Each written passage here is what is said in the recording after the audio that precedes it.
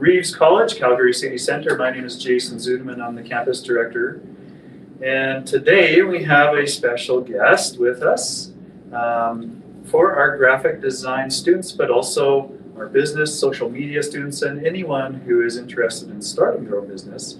We have Suzy Rounce from Airdrie on my left, and also Brenda Rookwood from our graphic design program. She's our instructor. And I want to welcome everyone here in the audience today. We have a small audience of students here prepared, and hopefully a good audience online as well. So without further ado, we will turn this over to Suzy for a presentation. She is from Switchback Creative, and she's going to tell us about her journey through creating her own business. Awesome. Thank you so much. Suzy. Thank you.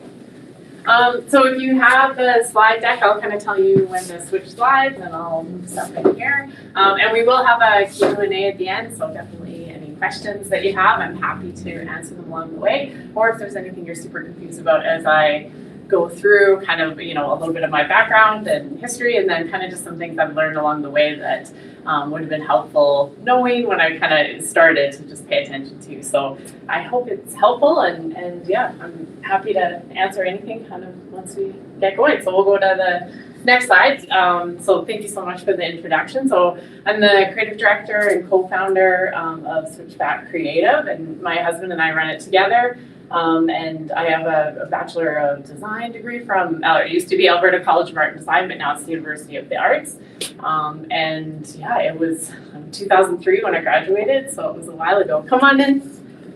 Hey, come on in. Grab a seat. Thanks for coming. Thank you. So yeah, like I said, my husband and I have owned it. So I've been obviously in the industry for more than 22 years. He's been in it for about 11. We started our business about 9 years ago, and there's 9 collaborators in our company that work with us. We've worked with more than 350 clients, launched hundreds of websites in that time, and we're almost 10 years old. We're very close to that. So as a company, just working for ourselves. Before that, I worked for a bunch of different companies in Calgary, big and small agencies, design agencies. Come on in. No worries. And was able to I helped with everything from annual reports. I worked in the oil and gas industry for kind of some media relations type companies, then worked for other in-house design firms, and kind of separate. I probably had 4 or 5 different jobs in those 10 years before, and then really felt like I was ready to kind of just break out on my own and get to pick our own clients, and had learned so much along the way and working with other different types of companies, that then just wanted to be able to stretch our own creative muscles and pick clients and do things how we thought would make sense. So in the 10 years, our second year business, we were a finalist for Emerging Business of the Year, and the year after, so I think it was our 3rd or 4th year of business, we won Business of the Year. So that was super exciting and really honorable. So we kind of focus in our business at Switchback Creative, we really focus on the storytelling part. I'm sure you guys talk about it all the time too, or you see it everywhere. It's definitely something that's kind of seems with social media and the way people can put any sort of information out there.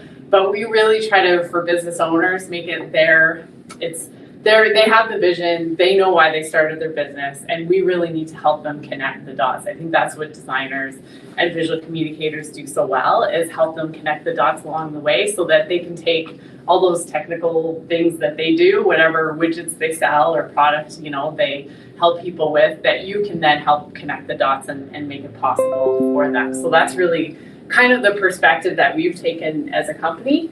And it served us well, because we've been able to then mostly focus on branding projects, custom website development. So my husband does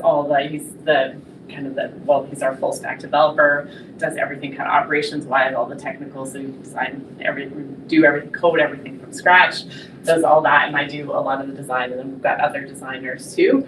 And really something that I've found way more so than when I started is how important kind of the strategy and the marketing of understanding it goes kind of back to that storytelling. Like, that's why we really think storytelling is selling and is marketing. They're kind of all the same thing. Because if you kind of can't craft a journey for someone, kind of from beginning, middle to end, it makes it really tough for people to understand what it is that you can do for them, that it kind of cuts through all the noise, I guess, right? There's so much noise out there of competition, choice overload, and you need to be able to kind of really create that journey and story from one to the other. Sorry, I forgot to keep sliding through. So yeah, selling is storytelling. And then next slide. So you know your vision, we know storytelling. That's kind of our tagline that we use for people. And then here's a little bit of some of the work that we've done on this slide. So we've worked with companies, everything from Castle Mountain Resort to craft breweries to big investor relations companies, financial kind of planning, home builders to, you know, interior designers. So really it's a huge gamut. We certainly have on purpose not tried to just focus on a specific industry or type of business. It's more just that philosophy of if you want things done really custom. We don't use templates for anything. For website development, we do everything from scratch every time. So it takes longer, it costs more, and it's only a fit for certain types of clients, right? So that's really something that we've wanted to ensure and, you know, make part of our process first, you know, really who we are and what it is that we do. So the next slide here is just a little bit more, some of our portfolio pieces. So we did a bunch of branding for Calgary Adapted Hub, and it's, you know, often we start with the branding and need to figure out how to flesh that out. Accessibility is huge right now. So obviously something like Calgary Adapted Hub, they're all about accessibility in sports. So they even more so everything from colors working for people who are colorblind to how your website works if you have mobility issues or you're using tabs to tab through it because you're visually impaired. So there's lots of things now that kind of come into play when it comes to design that you want to make sure that you're kind of hitting all the different pieces on. So there's a lot of variety, and I can maybe talk more about some of that sort of at the end, but really there's lots of fun work. There's always lots of fun, pretty work you can do out there, but I think the thing to remember is really focusing on the substance of it, is how can you make sure that there's a lot of strategy and thinking and just more than just like a pretty picture. The more you can kind of put some extra thought into it, and I'll kind of talk about some of the things that I found have been really helpful for that. On the next slide, so I kind of divided the lessons into 4 categories. So they kind of ended up being technical lessons, relational, so people kind of relationship building lessons, creative, and learning. So I just thought it kind of like helped. So we'll kind of go through each one of those categories, and we'll start on the next slide with the technical lesson. So I'm sure that's a lot of the thick of what you're learning here and what you're going through. Is how do you even use a lot of the software? I mean, we use Adobe for everything, from the XD, I use XD for developing website or designing websites, to, you know, obviously InDesign and Illustrator, Photoshop, all those kinds of things. Use it a lot for communicating with clients, for edits, proof, all that kind of stuff, but be as technically good and precise as you can be. It's kind of even more important than you think, because if you have to think about it too much, then it makes it really hard to do the creative work, right? Whereas if you're really struggling with the software of how do I set something up, how do I create this look I'm going for, it makes it really tough to actually be able to execute on the idea you want, and it can be really frustrating too. So try to really have a rock solid foundation of that. I was lucky enough when I graduated, the first 2, I don't know if it was 2 years or kind of a year and a half, I ended up actually working for one of my professors in his design agency, and he was our like InDesign kind of software tech teacher. So he was ruthless with like how perfect everything needed to be in terms of tables and files. And at the time I was doing all the Brewster's transportation lines. They do all like the tours in the mountains, all the mountain tours, and the I think at the time too they did the train, like all the mountain train ones through Canada and stuff like that. So it was the brochures for that, because it was a while ago now.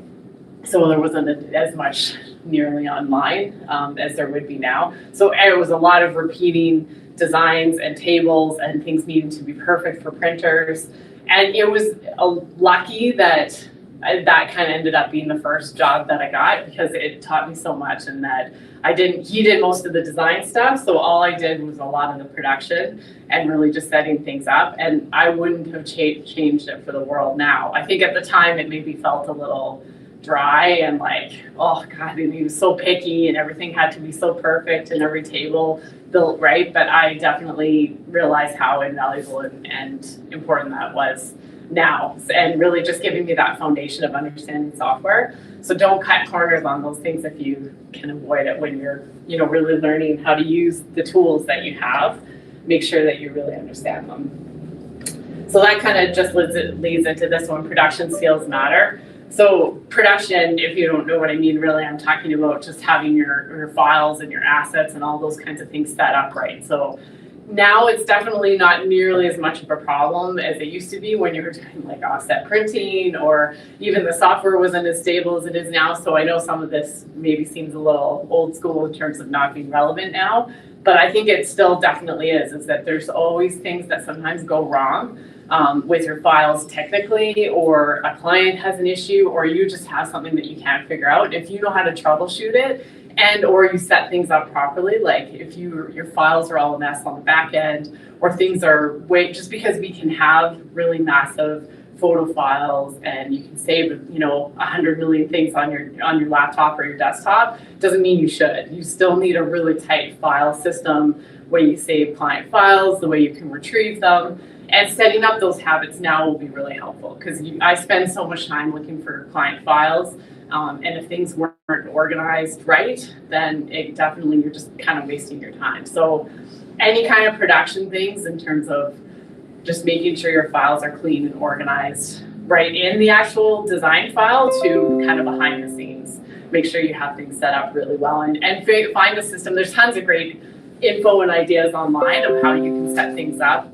If you don't even know where to start, just over time, I've kind of figured out a way that, from alphabetizing to having a file structure that I just copy and paste into each folder for clients, and then a way we save files. So I think some of it is just kind of trial and error, but it just needs to be really well organized. And try to think of it as if you weren't the one doing it, if somebody else had to go in your files and try to find something, could they do it? Or do you have like this magical system that's just in your mind that you're the only one that would know how to do it, right? I mean, we're all notorious. It's like that kind of the joke of naming your file like final, client. But once you start working more for clients and you're like, final, whatever, it's like Castle Mountain final, Castle Mountain final, Castle Mountain final, right? Because it's never really final, and only clients make changes. So try not to, even just from naming things like that, try not to do that. And delete things you don't need, like all that kind of stuff. Is that production skills and then really understanding your software are super, super important. Yeah, a lot of these are all kind of connected, but you will be a project manager too. I've never seen, whether you have your own company or you work for someone else, or whether you're just doing freelance stuff kind of on the side, you 100% will have to be a project manager too. So that's kind of where some of the organizational communication skills, you need to be good at writing emails to clients, to getting ideas across, to selling jobs, knowing how to price them, invoice them. It's a big part of being a designer, and it doesn't matter whether you work for a really big company or whether you're working just for yourself, is that those are all parts of things that are just kind of part of what we do. Even if I've worked for companies where we've had project managers, and we've had project managers in our company too, but it ends up being a huge asset of something that I end up spending a ton of time doing, and really can make a difference between how, really whether you're kind of making the sale on the work, whether the clients really understand it, whether they feel like they had a good experience because you're invoicing on time, things are really organized, is that a lot of that, I guess, kind of just organizational, boring administrative type things that you sort of feel like they're just in the way. If you can learn to embrace them and get really good at them, the sooner you can do that, the more work you'll be able to take on, the more you'll kind of, climb up companies, whatever. It doesn't matter whether you're working for someone else or whether you're trying to just do stuff for yourself.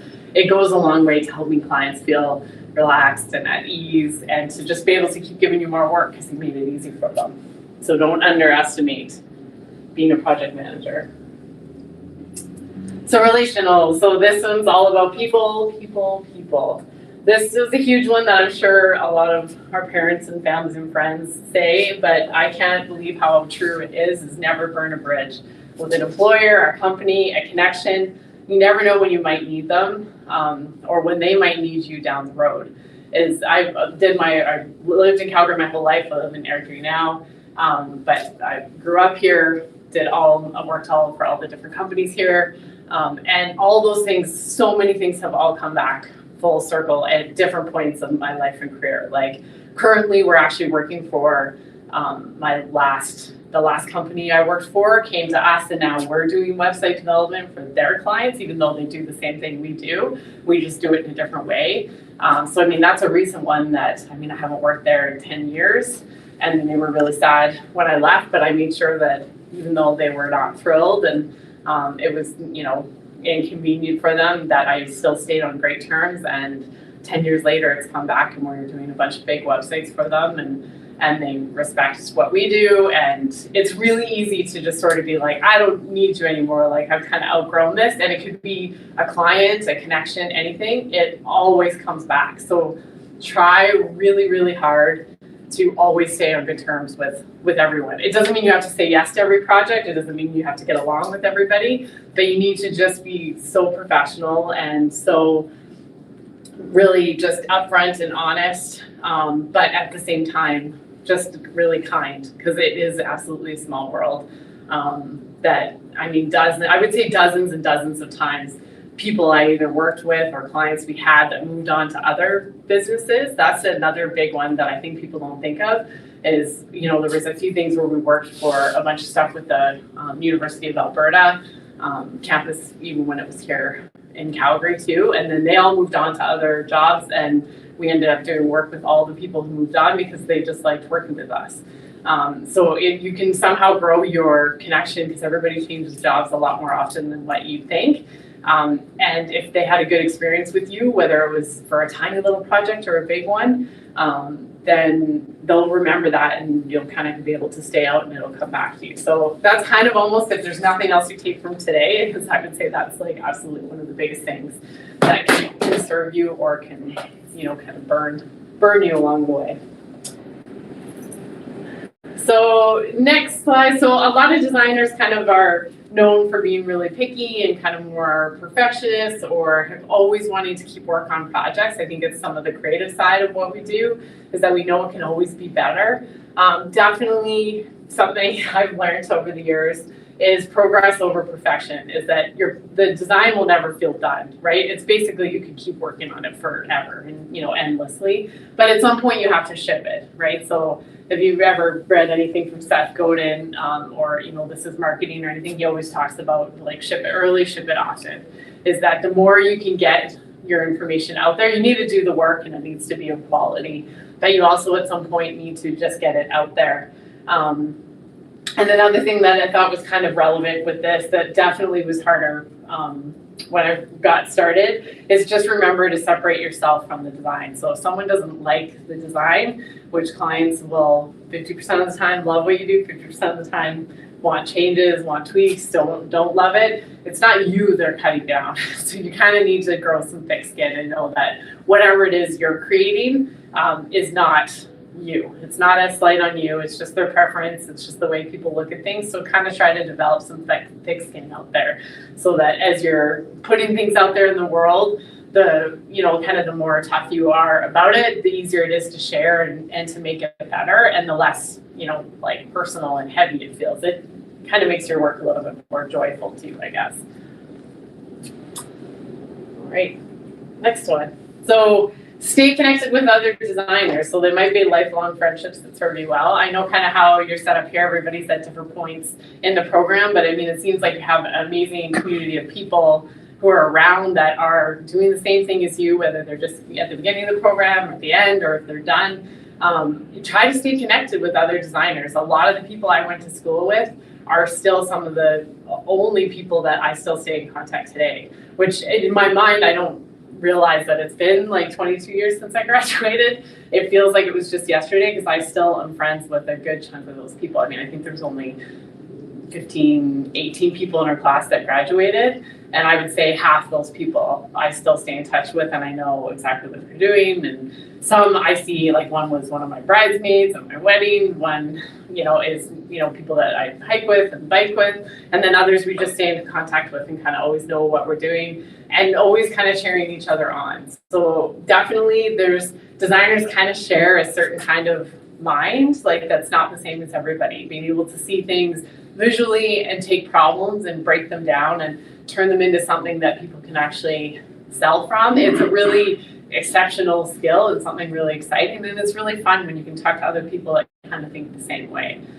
So really try to stay connected and develop a network of designers who do exactly what you're doing. Is that you might not feel like this, but definitely try to always remember, like, it's not a competition. There's more than enough, design work in the world to go around, that everybody can work together and everybody does things different.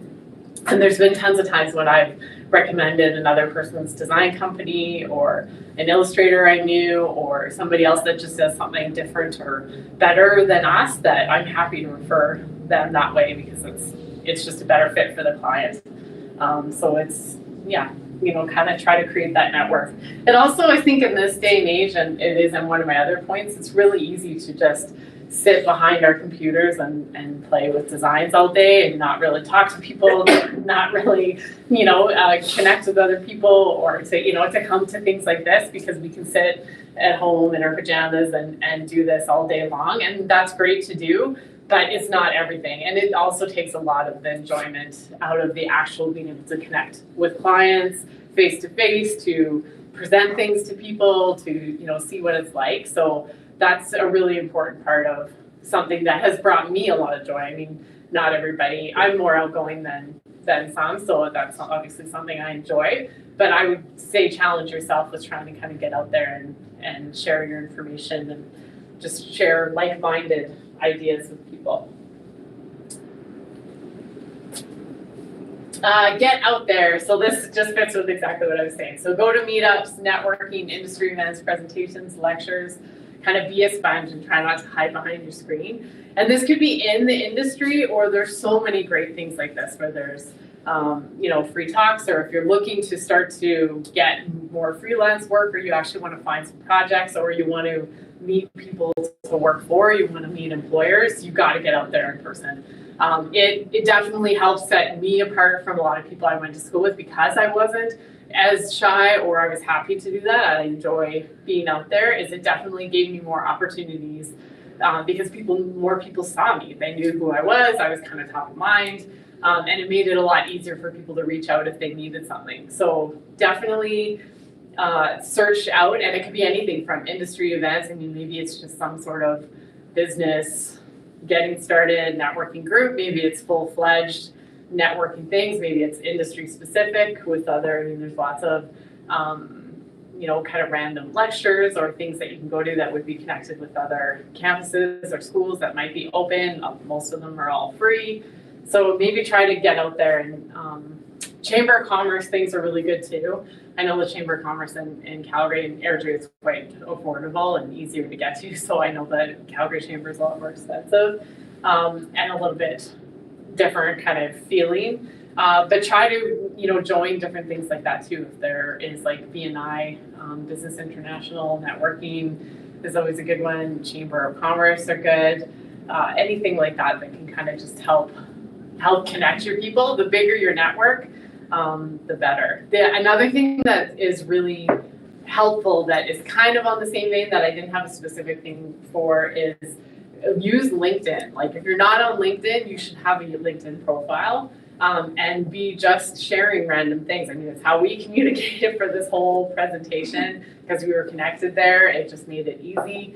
And it's a great way to connect then with people that you used to know from other worlds. Like if you guys had another industry, or you're coming from a different profession and now you're moving into this, use those same networks. Like, let people know what you're doing now. Share parts of your journey and what you're learning and kind of where you're at. I mean, people are always excited to kind of share and see what it is that other people are up to, especially if they knew you, and it could be from another life. Like my husband works, he was a master electrician for 15 years and still is, but he did all the distribution at the airport and had like a crew of 100 people, and then he quit that and was doing web stuff on the side, and now he's a full stack web developer. So it was a pretty 180 turn, but he still stayed connected with those people and kind of, again, left the job well. But those people, we've done work for his old company that he worked for on the website, and he still stays kind of connected with them. So it doesn't really matter whether you've been doing the same thing forever or whether you've had a few different careers. It's those same people.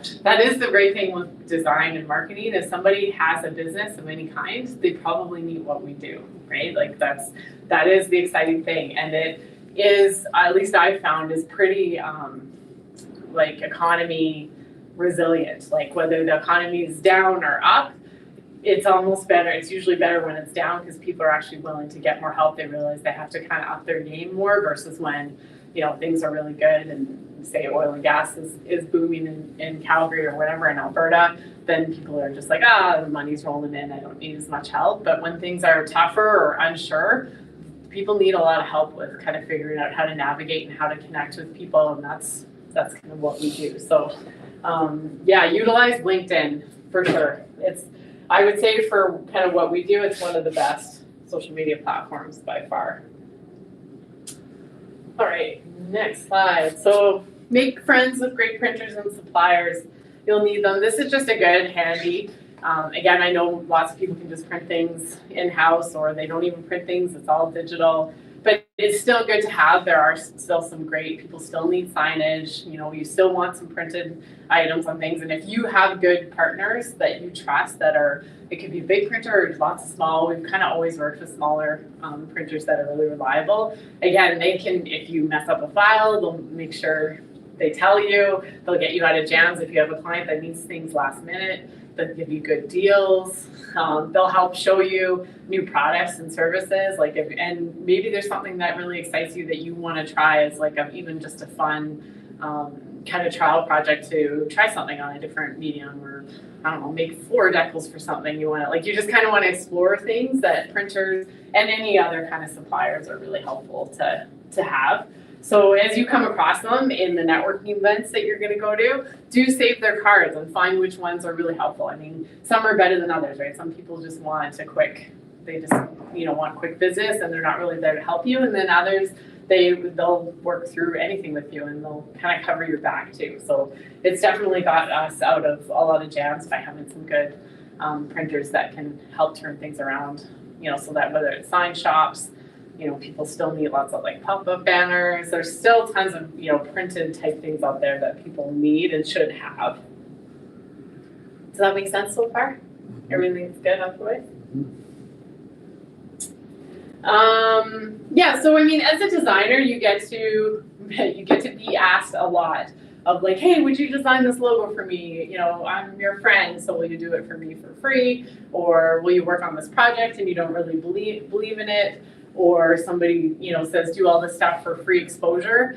It's certainly a hard balance because you definitely, when you're getting started, you need to get yourself out there and you need to kind of prove what you can do. But you also do have a worth and value, right? You're going through, some of the training for it. You're gonna know exactly what it is you need to do. You spent time, money, and effort to get to that point. So it's finding that balance between being really generous with your time and helping people work through ideas and share some of the knowledge of things that you've learned, but also knowing that you value your time and what it is that you do so that you're not just kind of giving it all away or letting someone take advantage of you. It's kind of a tough balance to find, and you will. I think maybe, I guess, a better way to break it down is over the years, we have donation programs. We have a program called the Trailblazer, where every year we give away $10,000 worth of services to a non-for-profit business.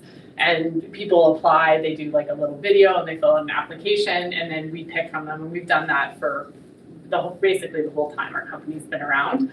And we do that once a year. So when people come to us and it's a great nonprofit and they're like, hey, can you help us? We don't have any money, but would you do it for free? We just are able to refer them to this program to apply. So we've kind of built that into our business, which I would recommend. But then I've also kind of set a policy for ourselves where we really don't do any design or web work for free, but somebody can always, I'll do presentations like this. They can always meet with me and I'll chat with them. I'll send them great information. We have a podcast. We've got great articles. I try to give away lots of the knowledge for free where I'm not trying to hoard it, where it's like, no, you can't. If you want to know what I'm thinking or my ideas on this, you gotta, pay me first. I don't really believe in that, but I'm also not going to sit down and do a free logo for you just because, kind of you said. So it's finding that balance of what is comfortable to you and how you can give back and help other industries and companies that need your skills that, they don't have, but how can you also, use it as a bouncing off point and also not get taken advantage of. So it's it is a tricky one to really figure out, but it's worth thinking about and seeing what kind of works for you. And sometimes it's trial and error. I certainly have done a lot of free design work over the years. And some of it was great and was totally worthwhile, and some of it was really not. So that's kind of a tricky one, but one to think about. So on the creative side, we're in the creative section. So kind of some more mastering. So master your design theory and understanding. So really just having good basic principles of understanding what makes a good design, what colors to use, how to make hierarchy in a layout or design. Really understanding that is helpful so that when you get a job that you maybe weren't quite equipped to do, or you didn't, you don't have the perfect skills to do, you can still take it because you have the foundation and understanding. I mean, say someone wanted you to do this massive map wall mural, right? And you've never done anything like it before, and maybe you weren't quite sure about the technical way to do it or execute it, and you're trying to figure out all the design problems, but you really have a good understanding of, okay, this is what would make a good design. These are the things I should focus on. And there's so much good information out there that, you can continually be learning new things on that if you feel like that's something that you need more understanding on. But it's much harder to try to, if you take on a cool project that you don't totally know how to do, and you feel like your foundation of your software side isn't great, or your technical skills isn't great, or your theory of kind of understanding, it'll make it really hard to kind of execute on something that's really outstanding. So the more you can kind of already have that brewing and understood in the back of your mind, the easier it'll be to take on things that you might not know how to do yet, which that's kind of always the fun part. Someone asks you to do something you have no idea how to do, but you can say yes, and you can figure it out on the fly. Keep a sketchbook of ideas. Yeah, Brenda was saying this something she's always chatting with you guys about. You really do think different when you do things by hand. ACAD, where I went to school, was super because they were kind of a little bit more fine arts based background initially, and then into visual communications, as they were religious about this, as we had to submit 10 pages of sketchbook pages every week. And that went on for, the 4 years, and it's pretty much continued my whole life. I have a sketchbook in my bag right now that I can show you that has everything from little notes to little sketches to doodles to, website layouts, wireframes, logo sketches. And they can, number one requirement, they can always be crappy. They don't have to be beautiful. Sometimes they're beautiful and they look great. Sometimes they're just little written notes of ideas and things you have. Sometimes they're fun experiments or things you want to do. Earlier on, years ago, I used to do a lot more I'd clip out things and I'd paste things in my sketchbooks if I found cool designs or things that I liked. I had a much bigger sketchbook than I do now, and I would just kind of use it as a more kind of file folder for cool things I came across.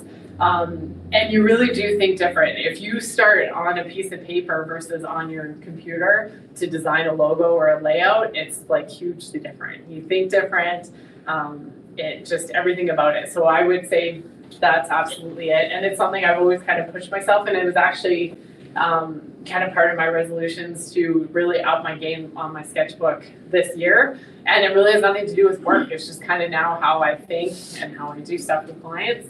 And it really helps kind of ignite your creativity more and more. So a sketchbook is way more invaluable kind of than you might think. So next slide. So have a solid creative process you follow every time.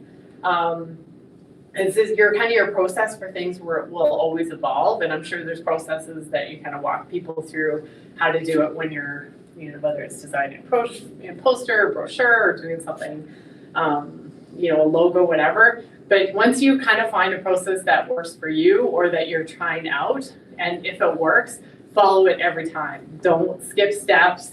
Even if sometimes, we come across a project and we're like, oh, I've got a great solution for that. I'm just going to go straight to mocking it up and doing it right away and get on my computer. Follow your process the same every time. The process, almost more than anything, is what determines a well thought out, well strategized project that doesn't kind of end up falling apart at some point, or you don't have enough thinking on because you just kind of jump to the solution at the end. If you follow those steps every time, right, from in logo processes for us, we always do a creative brief where they have to kind of go through things. We do a mood board so that it's just like a collection of images and creatives. We do sketching, which I don't show the client. Then I do black and white logos only, then color logos, then variations, then brand guidelines. So even though oftentimes people are like, oh, I just want a logo really quick, can you quick mock something up? I'm like, no, this is our process. This is what it is every time. And as soon as, if I ever, which I don't really anymore, but if I ever kind of cave in and I'm like, oh, it's just for a friend or a family member or something, which seems to be always those ones, I can just skip to figuring it out. The design isn't usually as good, and there's kind of always a gap of something that I maybe didn't think about, or it just doesn't feel as well thought out. So don't skip your steps and figure out a process that works for you. I'd say it took a long time for me to kind of find a process that really made sense to me, but it's always kind of the same. You can look up any kind of design process. It's always like brainstorm, research, kind of sketch and then execute, right? So it's kind of always the same, but try to find some steps that really work for you. That also if you can let the client in on some of those too, it's also really helpful, right? So whether, again, you're working for someone else or you're just helping, doing a freelance project or working on your own, it's really helpful to have little touch points that you can have with clients along the way.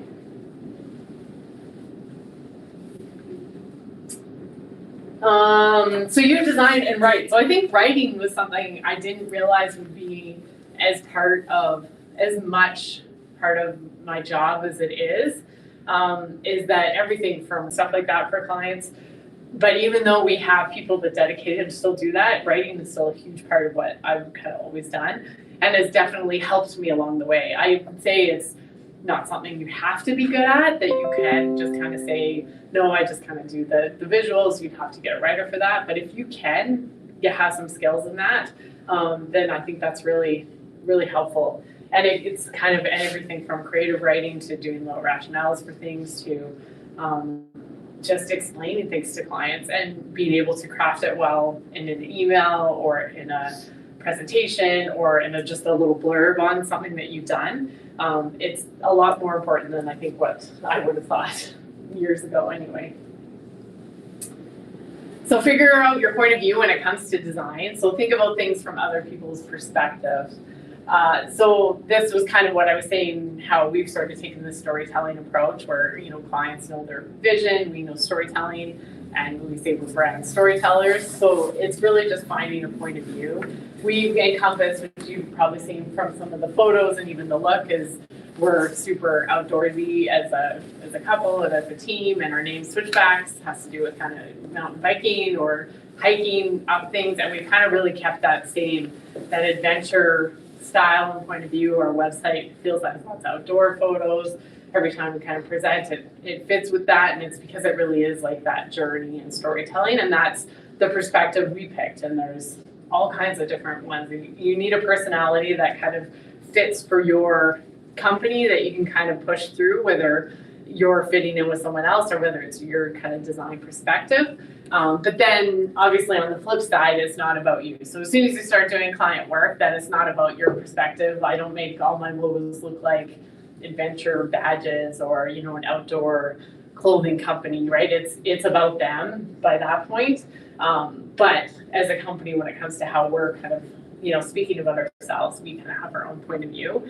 And that can be from everything from different processes to, I guess, part of our point of view for us too is not doing anything from templates, right? Is there's a million website templates that we could have used along the way that would have been much faster and easier. And we just decided a long time ago that wasn't what Trevor wanted to do. We didn't want to just set up websites through templates. We wanted to do it the hard way. And we've never deviated from that. We've never set up a template. We've never created, you know, something that way that people come to us on. We never work on other people's websites that are already created.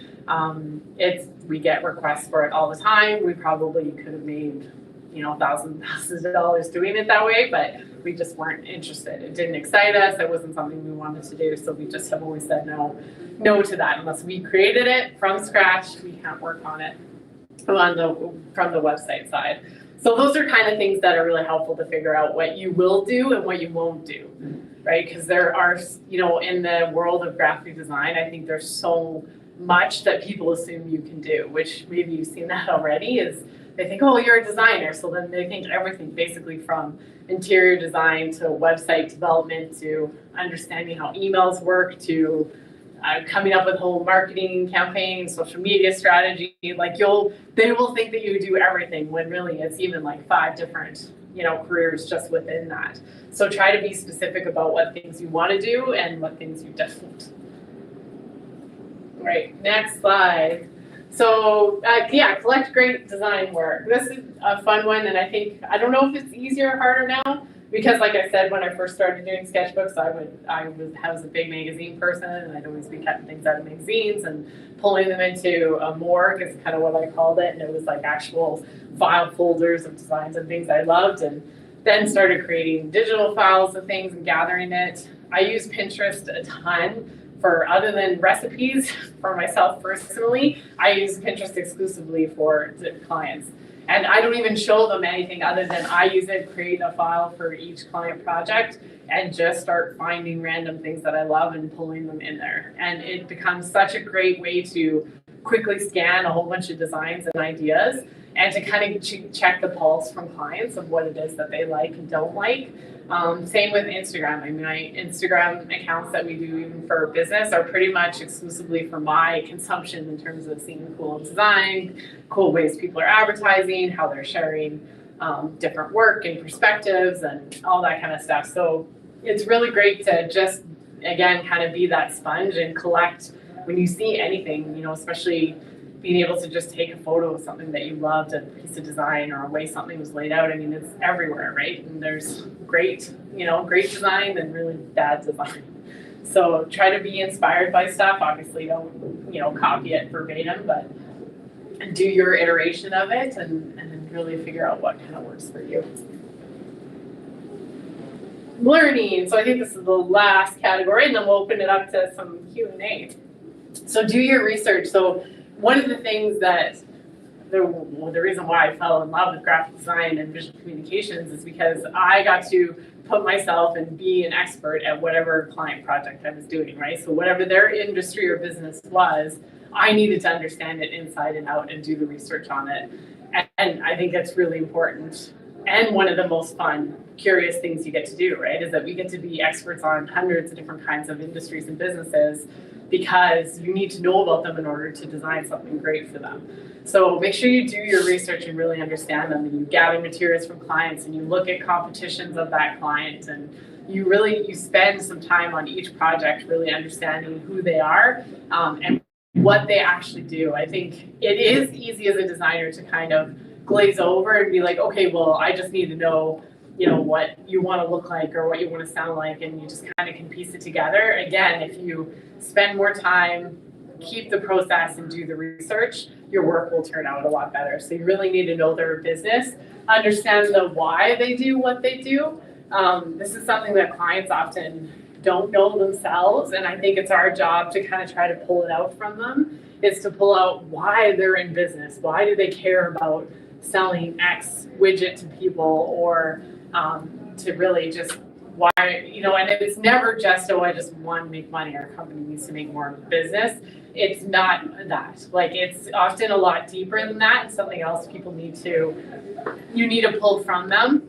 A good example I always use, before we had our company, but when I was working for another company, we were doing a branding exercise for them. It was like a construction safety company. And they were just like these big, kind of burly guys. They didn't talk a lot. They didn't really care about design. They really had no desire to kind of go through the process with us. They just needed something. And we were kind of just trying to ask this, why? Like, why do you have your business?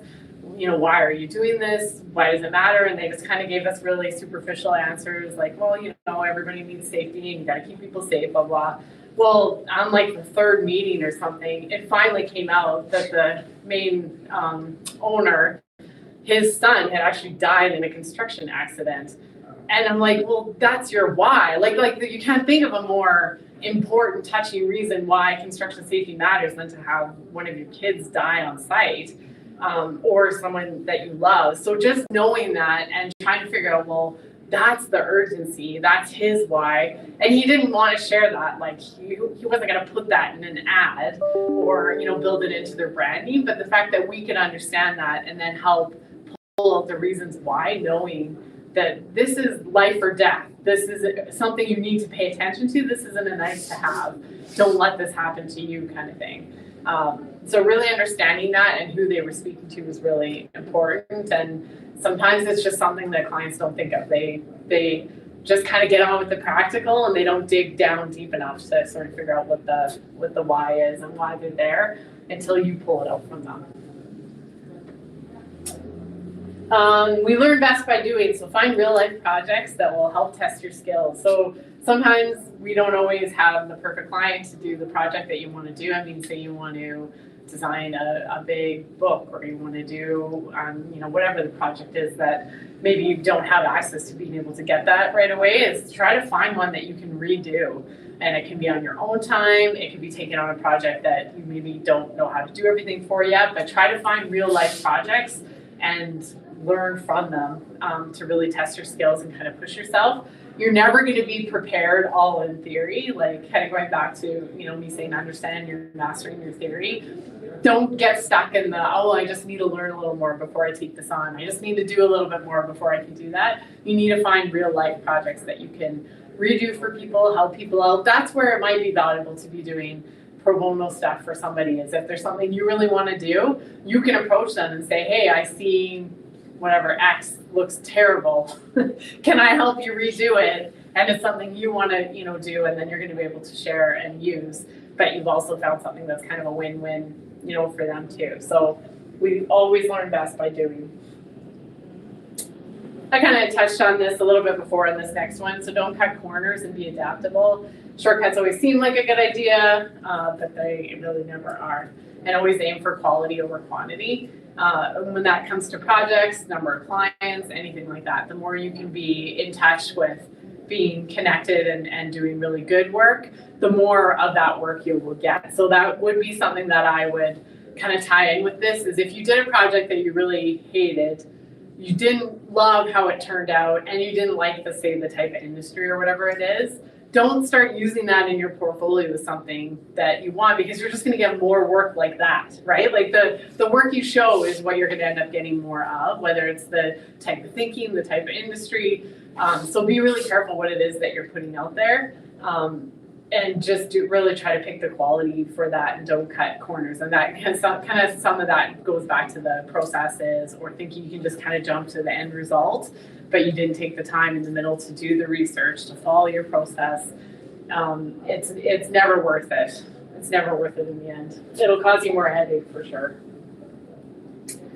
Next one, this one's kind of obvious, but use Google, online classes, find tutorials. You'll always be learning. Like Trevor just finished learning a new way to develop websites. It's a different language for the way that we do websites now. He just finished that course last week, and he's been doing this for 12 years. We tear apart our systems for usually how we get clients to, whether it's sign off on things or programs and software reviews, if there's something better that comes along, for how clients can send revisions, or if there's something new in the marketing world that we need to learn. There's always new things, and we are constantly doing more online classes, trying to find different tutorials on things. You'll always be Googling new stuff to understand that.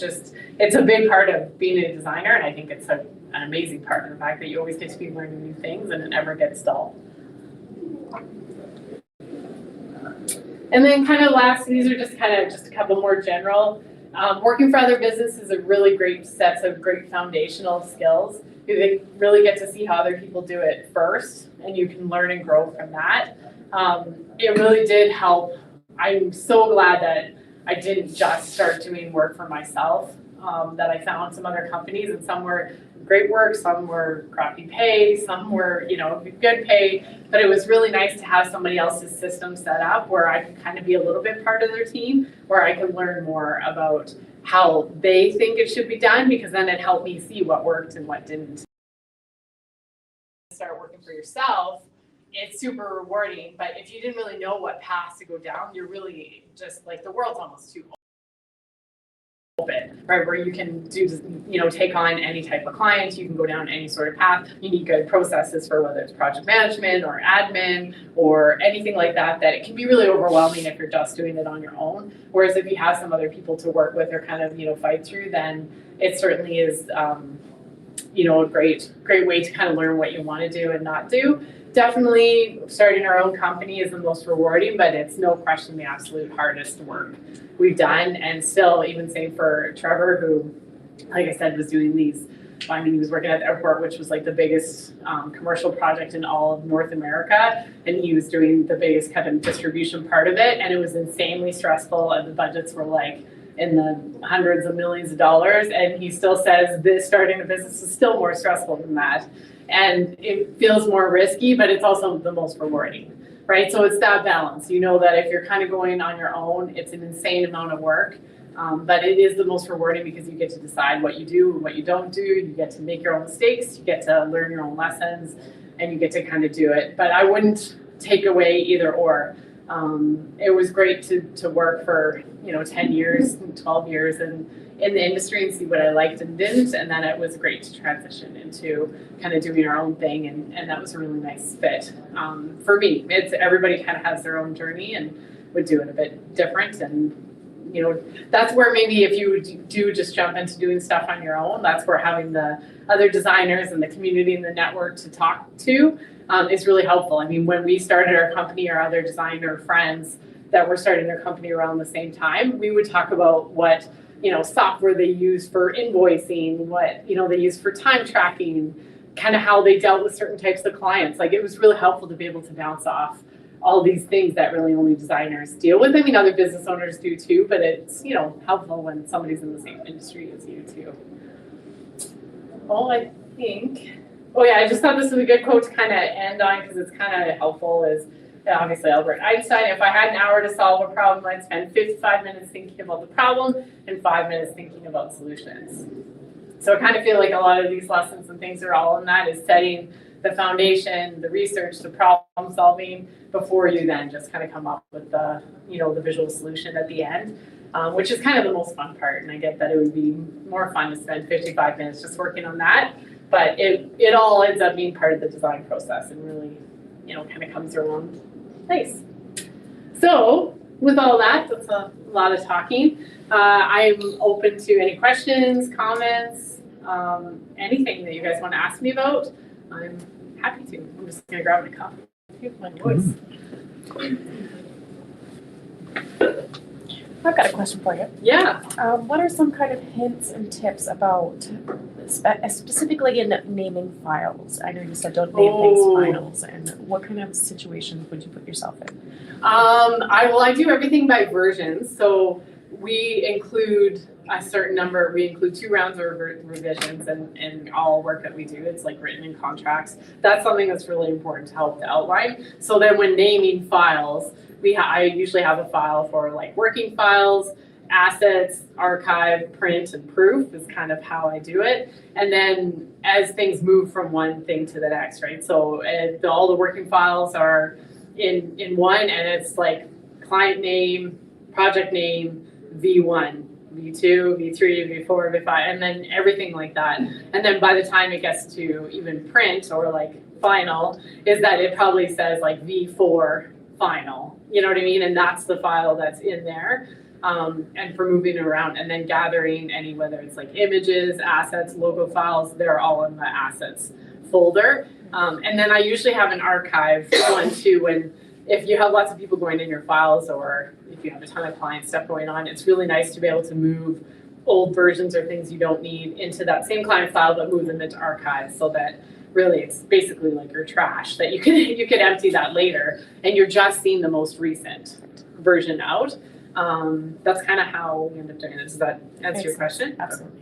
And how I do that to save time is I just have in our files, like all our client files, I just have one file at the top that says like web file structure, design file structure, and I just go in and copy those files that are in there. Like it's just the folders, and then paste them into the client one every time. So I'm not remaking them. So they're set up the same every time. They have all the different subfolders in it. And then you can just start filing things into it. Because it's definitely, there'll be points, I'm sure, when all of a sudden you realize, wow, like I'm really busy, or maybe you need to hire another designer to work with you. And all of a sudden someone needs to go in your files. It's total chaos if you don't have it like set up nice. And easy, and it makes it so much easier if you just explain what the file structure is, they see how nice and tidy your files are, and you just keep naming them, you know, if you go up to 10 versions, you go up to 10 versions, and at least then it keeps it clean.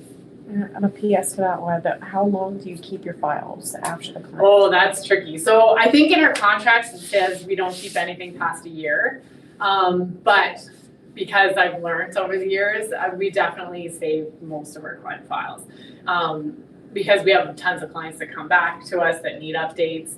We don't ever give source files for things unless the clients ask for them or paid for them. Like it's written into it. So I'm happy to always give obviously the print ready files, the JPEGs, the PDFs, anything like that. But if somebody wants the actual InDesign or XD file, with the exception of logos people always get a vector version of their file. They get every version, and I don't ever keep that. I know some designers do it a bit different, but they'll just give somebody a JPEG of it or a PNG, and if they have changes or they want the vector version, then they have to come back to you. But we don't do that. We just build it into the cost, but we won't give them any source files. And it has gotten hard over the years. I certainly don't have 10 years worth of client files. But I would say I would keep them for kind of 3 years. And then after that, if it's just expensive to have like the amount of file storage, like we use Simplicity, we have extra drives, we're, thinking of getting kind of other servers. We have huge Macs that have great, storage. We've got cloud storage, coming out of the wazoo, and it still costs like a fortune. So we tell clients we'll only keep them up to a year, but I usually keep everything for 2 or 3 years, because then if they want something changed, then I can just quote them on the price to update it. Whereas it always feels a little hard to be like, I know I designed that for you 2 years ago, but I deleted all the files, so you need to pay me to redo it all again. It kind of always feels a little icky, but I also don't tell them that's what I'm going to do. Like, it's not my responsibility. We've had crashes and things over the years where we've lost a bunch of files, and I'm so thankful that, it's not a problem, because it was, 5 years ago, and I never told anybody I was keeping their files longer than that. So yeah, that's just what I've been comfortable with.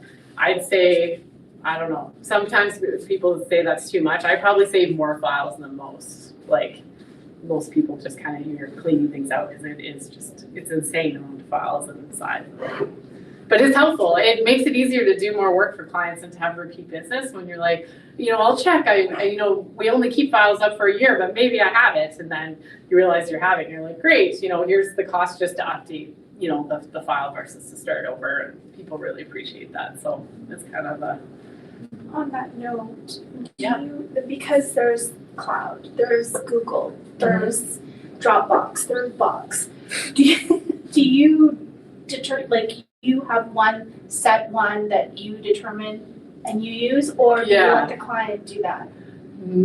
For us internally, so we've always set ourselves up because we've worked with, I don't know, we probably had 15 different like collaborators and contractors. We've never had employees in our company, but we've always had contractors, so other freelance designers, copywriters, videographers. So we've always set ourselves up to be 100% digital. So we've always had great file sharing and online. Yeah. We've probably gone through everything. When we started, we used Dropbox, then we didn't like that or how that worked. Then we moved to Box, I think at one point. We have lots of clients who use that and we don't use that anymore. We used Sync for a long time and it didn't, because I like working directly like in the cloud. Like I don't want to save all those files on my desktop. I want to work live, save live into the server. So it has to be one that would work, and then designers could go in and be opening my files that I just saved 2 minutes ago. So having that sort of set up was tricky because you needed something that instantly kind of turned over and was great at working from live. So we used Sync for a long time. I think then it just got expensive and it wasn't as reliable. So then we stopped using that, and probably for the last 5 years we use Syncplicity, which is like it's more for big corporations. Like it's a huge corporation. I don't know, it seems like massive companies. The software for it, the user interface is horribly ugly. There's nothing nice design about it, but it works really great. It almost never crashes. I can work on all my files directly live to the Sync server. I can save what I want on my desktop, but it basically just goes everything there. Anyone can go into them and just click the files that they need and they're there right away. So that's what we use now. I still have accounts to pretty much everything because clients still use Dropbox, Box, right? Yeah. So, and they send me stuff from it and I need storage for it. So we have accounts in all those too, but we don't use them that way. Right. And then we have external drives that when the projects are kind of older than like a year or two, we save them off there because we still only have so much.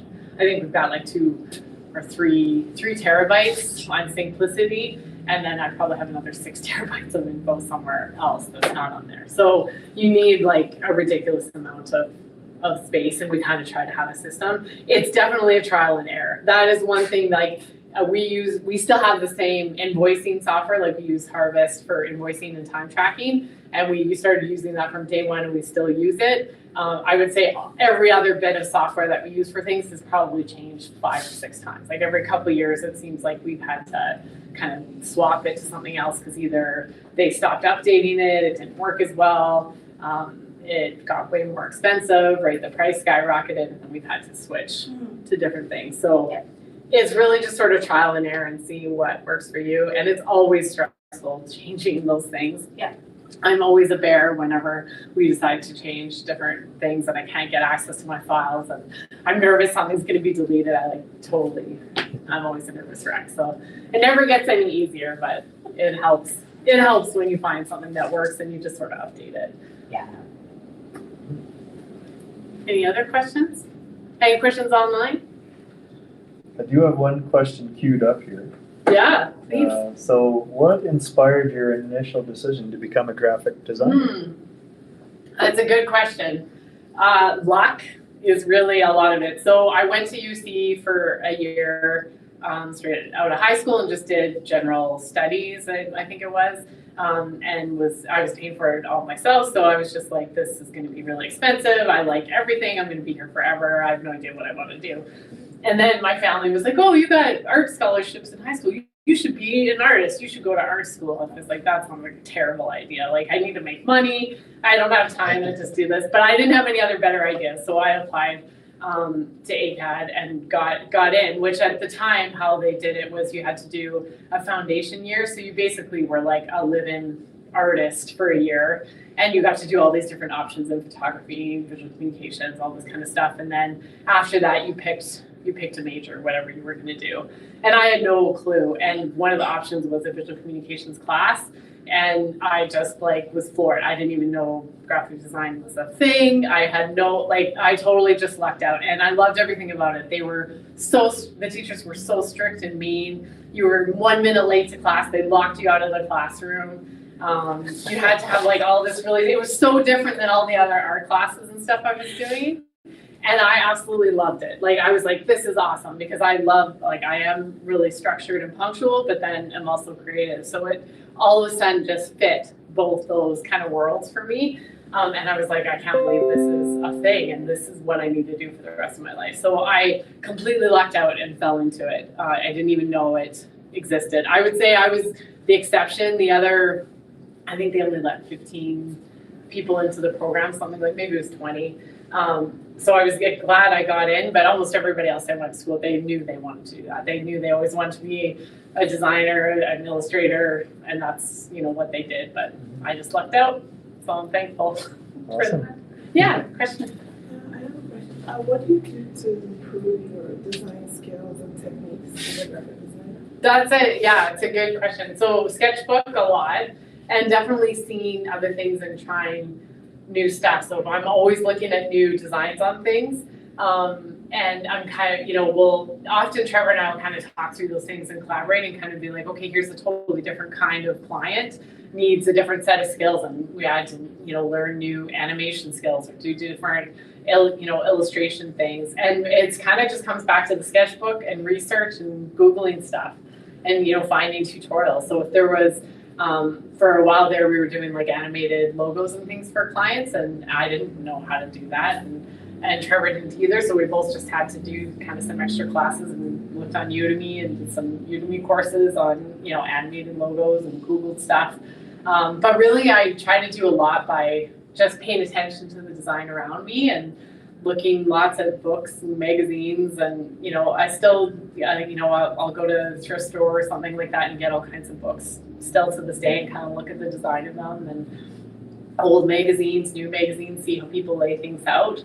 And try to push myself, because it is easy, especially once you've been doing it for a while, to just kind of, you keep repeating the same kind of design and everything starts to look the same. But we kind of try to always think, the more you know about the client and what they need, the more it kind of forces you to learn something new. We're doing a website for like a theatrical lighting company, and they, do stuff in London and Madrid and, kind of like all over the place, and they need to look really, really spectacular and stand out. And they've got great photos, and they had some things that they want to do that we don't know how to do and we've never done for someone else, and we just kind of know it's the best fit for them. Like we're not thinking how we're going to execute it because we know that would be kind of too scary. We're just like, oh, this is the solution we need to do for them. We need to find a great way to bring this to life. So we're going to have to just learn how to do it and do some research and look at things that way. So it's really just learning new skills, but I find it easy to do when I have a project that requires it, right? So if I'm just looking at every client and not just thinking about what I'm able to do, but more thinking of what they need, then you kind of end up learning a lot more, because then I'm not just trying to fix. It's like that saying, if you have a hammer, everything's a nail, right? So you don't want to be that and just think, oh, well, I need nail. Well, sometimes maybe you need to rip down the wall, sometimes you need screws, sometimes you need glue, and you need to figure out something different for it. But if you know what the task requires versus just what you happen to know how to do, it's a lot easier to, kind of expand your skills and keep growing. Does that answer your question? Yeah. Okay, we got time for one more question to wrap it up. Nice. In Calgary specifically, what kind of events can we attend as graphic designers in person to go and market ourselves? Yeah, that's a really good question. Good question. I know that like the registered graphic designers of Canada, they often have no events. I think you sometimes have to be like a paid member, so there's like a membership cost involved, but I think they do have free events sometimes too, and meetups. And specific for graphic designers, so that's one that kind of always comes to mind. I have to maybe look. Alberta Council for the Arts often does a lot of seminars and webinars too. Sometimes it's more about presenting and that sort of thing, but it's kind of all encompassing if you think about it.